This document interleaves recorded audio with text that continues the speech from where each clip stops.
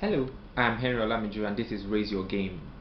Today's topic is a quite very important one, an interesting one because it strikes at the core of what Raise Your Game is about. And Raise Your Game is a personal development blog which tries to make everyday ideas become breakthrough concepts. Breakthrough concepts because what we're trying to do is to take people out of this normal, boring existence and get them into a fast-moving life train that helps them achieve their own dreams. Everyone is happy for it, the world is happy because they came, and all of that. And so what today essentially is about you being able to leave an indelible mark on society or make your mark in the sands of time.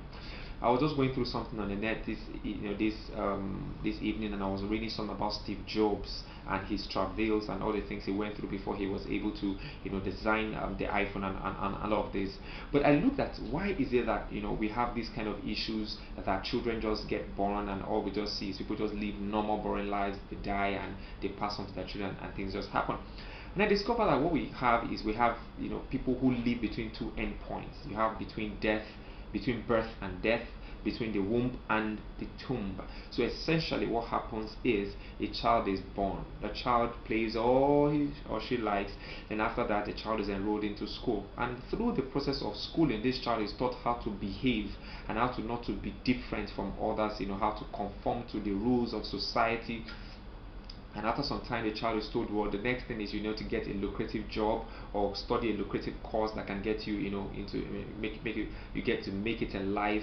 And after that they get a job, then they get married, they have kids, they get to build a house, buy some cars, do some few funny things in life, look forward to retirement, and after that they wait for death to come. And people just continue that after they die, they have children, they pass on this same existence onto their own children, and this is just how it is for most people.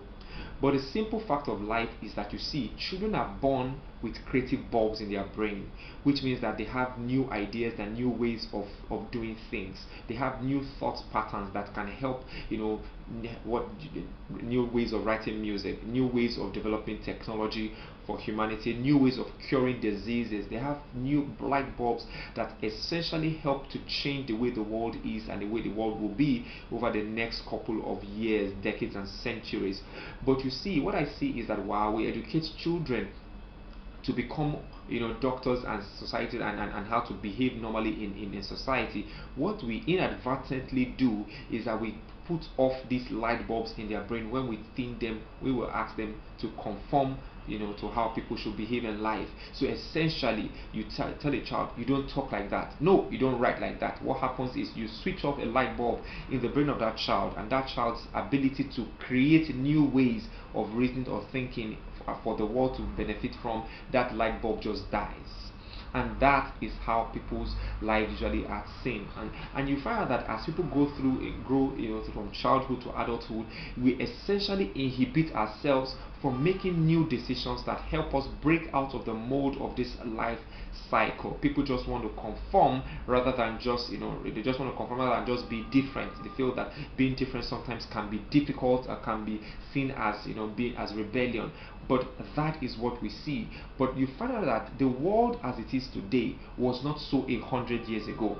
And the truth about the matter is that the people who made the world change at different points in time are not people who are smarter than who we are. We're essentially the same set of people who have probably the same IQ in the same ballpark, but people have managed to change the world. 1,000 years ago, the world was not what it is today, and that's because some people at some point decided to think differently, decided to act differently, decided to talk differently, decided to behave differently by not allowing those light bulbs, creative light bulbs, go off in their heads. They decided to do something about it. And just come to think of it, when you think you have figured out everything about humanity, there's always something new that is brought out from the covers. When you think, for example, when you think that you've figured out all the prints on the human fingers, you've figured it out, and there is no other way to have these prints come out. Every child that is born comes out with a brand new set of prints that have never been seen before. And that is how human beings were made to be. You come out bringing something new to the table. You come out bringing something new to the world. And that is who we are supposed to be. And it is our responsibility and your responsibility to ensure that you identify the thing that you have brought to the face of the earth. It is your responsibility to make sure that the world knows about it by developing and focusing intensely on what your skills and talents are, and developing them to the state, to the level to which the earth will feel they will never be able to do without them. For example, these things have been created. The radio has been created, and it feels like the world cannot do without it. And the world looks at TV and says, "Oh my God, what can we do without TV?" But TV didn't exist 150 years ago. Somebody created the TV. You can imagine what would the world be today without the contributions of Albert Einstein and Nikola Tesla to physics? What would the world be today without the contributions of Van Gogh to art, or of Beethoven to music, or of Martin Luther King to civil rights movement? Or what would it be without Nelson Mandela's rebellion against apartheid? There are several things that people have done. Henry Ford with cars, the Wright brothers with planes. Many of these things started because people decided to reason differently from the way the patterns that have been laid on the face of the earth. And that is the essence. It's about you being able to make your mark on the face of the earth. Leave your mark on the sands of time, and make sure those marks are indelible marks, because those who have gone ahead of us have left something for the generation to come. And we who are here today, what our role, our responsibility in this life is to leave something new for the generations which are yet to come. And the only way we can get this done is if each and every one of us identifies those things that we are born to change, focus on those things, and raise our games. Stop living these little lives that lead nowhere, that just all propagate the population of the earth without propagating knowledge, without propagating ease, without finding a cure to diseases. There are a lot of diseases today out there that we just need a different mindset, a different way of reasoning, and we will find the cures. There's so many other technologies out there that can be figured out that will help improve humanity's experience. And these things can only happen if we raise our game. And so that is what this is about. It's about you deciding today that there is something you have brought to this world, and you are going to find it out. And when you find it, you will raise the game of that thing until the earth feels that they cannot do without it. So I advise you, my friends, raise your game today. Find out that one thing and stay at it. When you do that, the world will be a better place for it. Your children will live in a world that is better than the ones you met. And by the end of the day, you will have left your marks on the sands of time.